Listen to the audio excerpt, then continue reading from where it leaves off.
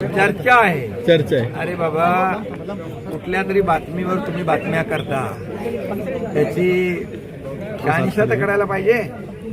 माझी कुणाची बैठक झाली नाही, कुठल्याही खासदारांच्या बरोबर बैठक झाली नाही, हे मी सकाळीच पण सांगितलं.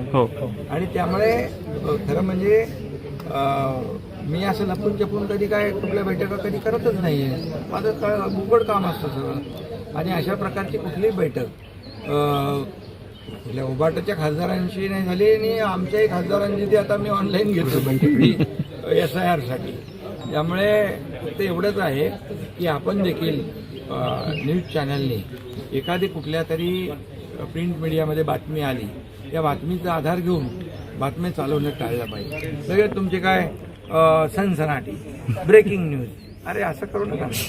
वस्तुस्थिती आपल्याला लोकांसमोर आपण मांडण्याचं नेहमी तुम्ही काम करता.